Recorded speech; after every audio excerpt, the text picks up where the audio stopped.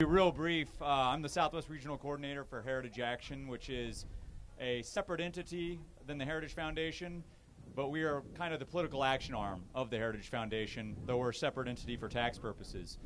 Whereas Heritage, I don't know how many of you are familiar with the Heritage Foundation, but at Reagan's first cabinet meeting, he set down the mandate for leadership in front of his entire cabinet. He said, this is our path forward, and it was a comprehensive plan for how we need to reform government to get us back on the right track. And within the first year and a half, about 65% of those policies were put into place. And so there's a lot of great conservative think tanks, and they've been around for a long time. But what we're finding now is with new media and the lobbyists that are out there and the special interest groups, they want to put their hands in your pocket. They want your taxpayer dollars. They want exemptions that favor them. They want all these favors, and they're out there pushing hard for them with a lot of money. So Heritage decided that it was time that we needed another organization out there to help other organizations that are already doing a great job of this, like Americans for Prosperity, Freedom Works, Club for Growth. We needed a counterpunch, and we saw this first and foremost when they passed Obamacare. So when the Obamacare was going through, every single lobbyist was in there trying to get their hands in your pockets, and we didn't have the lobbyists to counterpunch us. So I am a lobbyist, but I like to consider my job as to keep all the other lobbyists from getting their way. So I'm kind of an anti-lobbyist lobbyist. And we work really hard to do that. And the way it works is we have a Sentinel program. We work with activists at the ground level to make sure they know what the issues are, what bills are coming up this week, the way our members of Congress are looking at it. And then they go and talk to their members of Congress, their staff, and find out their position. And then they communicate back with us. So let's say, for instance, if it's immigration or if it's an Obamacare bill, what's their stance on it? Let us know. If they're good on it, we're going to move to the next Republican or the next at-risk Democrat and put pressure on them to vote the right way. And then in D.C., we have government relations teams that go to D.C. and they put the pressure on. They go into the offices and sit down with these members of Congress and say, hey, we need you to vote the right way. We're working with activists and voters in your district, and we're going to let them know if you're not doing what you need to do. So our main effort is accountability. We want accountability, and that goes for Republicans too. It's not just good enough if you have an R in front of your name. You need to be voting the right way, especially where you can vote the right way. I don't expect a Republican in New Jersey to vote like Ted Cruz. It's just maybe not politically feasible. But there is not a Republican-held seat at the federal level in the state of Texas that is at risk right now. Now, anything can happen. People can lose elections.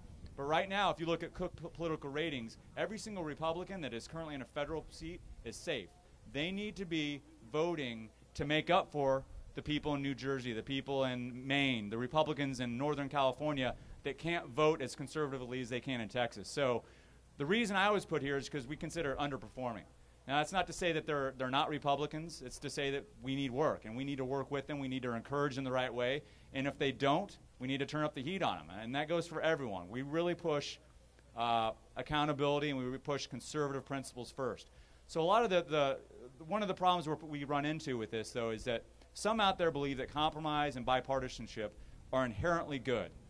The problem is that compromise and bipartisanship are not inherently good. In fact, they can be very bad things.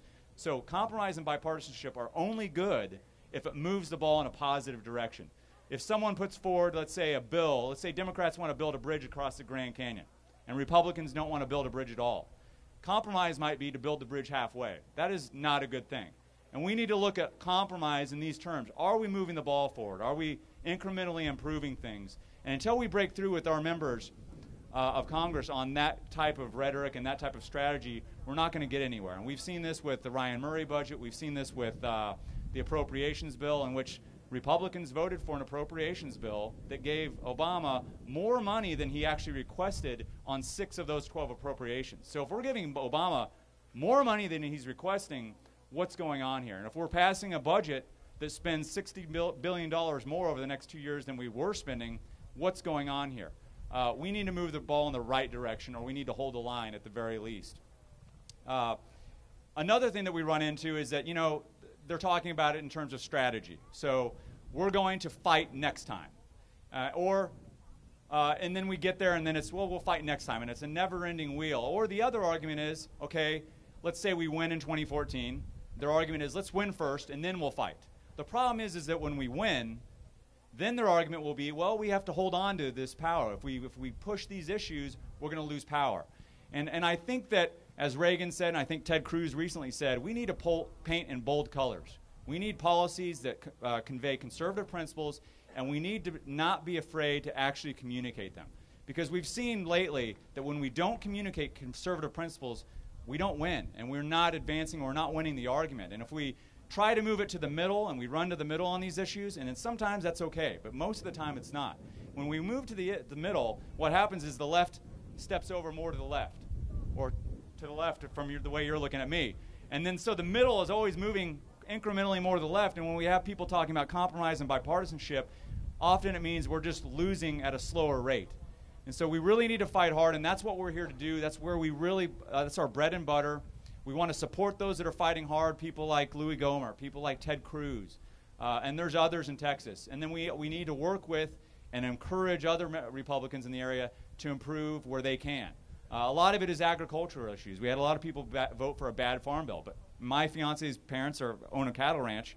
I'm all for good agricultural reforms. The problem is the farm bill was 80% food stamps, and it's going to spend about $800 billion over the next 10 years on food stamps. 10 years ago, we were spending $17.4 billion. Now we're spending about $80 billion. So we've seen a massive increase with no substantial reforms, but Republicans voted for it because it was part of an agricultural bill, and their excuse was, well, I can't vote against agriculture.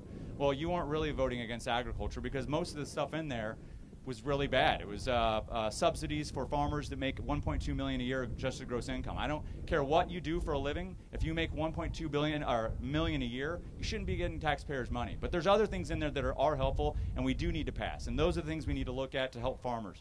But anyways, if you want more information on how we can push back, how we can push conservative issues, how we can get Congress to move the ball forward, I've got a tent over there. I'd love to be in contact with you. And I'm actually live in the Dallas-Fort Worth area, and I can come down here in this direction, or Houston, or wherever you're at in Texas, or wherever you're at in the region. I actually cover Oklahoma, Kansas, and Louisiana as well. So thank you very much for coming out today. I'm glad it got nice out, and look forward to working with you in the future. Thanks a lot.